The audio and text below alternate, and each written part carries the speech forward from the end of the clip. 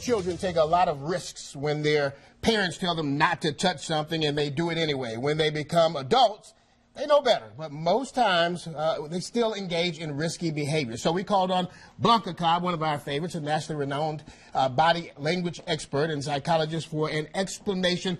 Why do people, first of all, take risks knowing the potential fallout? They do it because they want to do it. Everybody take risks. They love to take risks, but here's the deal.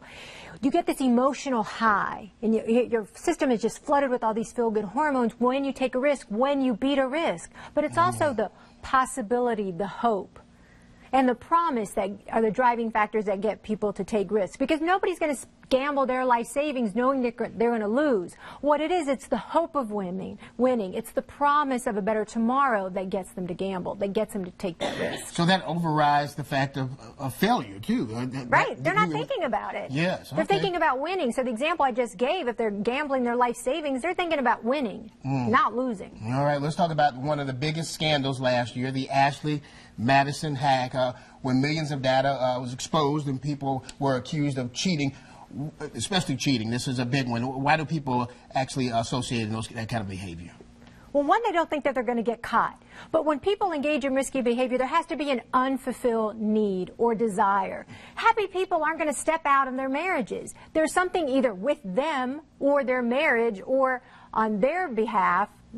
They're thinking something's wrong with their partner. Okay. So that's the reason they're going to engage in risky behavior. So you would say that there's never been a happy person that's ever engaged in I can't say never. Really? You can never say never. That's what I was going to say. I think there have been some happy people, but perhaps. I'm talking about, speaking generally, no. Happy people don't step out on their partner. Okay. There's some type of need there. A lot of times it's an internal need. Okay. What kind of person takes risks knowing the possible outcome? I would imagine that a little bit you explained there, but any other reason for that? Everybody takes risks. There has to be opportunity and there has to be an unfulfilled need. And let me give you a simplistic yet classic example. You have a kid in the pantry with a hand in the cookie jar, and what's mom saying?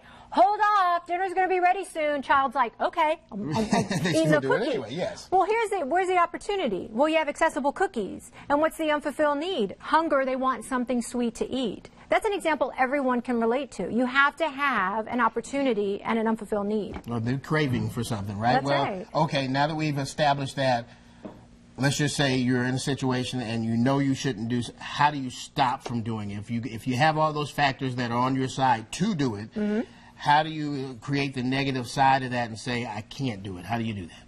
Only pain is going to get you to stop.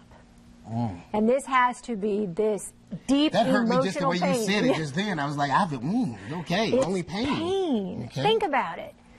Why else would you stop? There has to be something that's like, whoa, in your face that's going to get you to stop. Whether it's a disruption to your family, your marriage, your finances, you're lonely, whatever that deep pain is for you is going to get you to stop, reflect, and change that behavior. So we've established that there's really nothing you can do to stop from doing something because you have those things going off in your brain. Everybody has self-control. Okay. Everybody has self-control. A lot of times people don't want to exert that self-control. They think they're invincible. They think, oh yeah, Charlie got busted. I'm not going to get busted. Mary lost her life savings, but you know what? I'm not Mary. I'm smarter than Mary.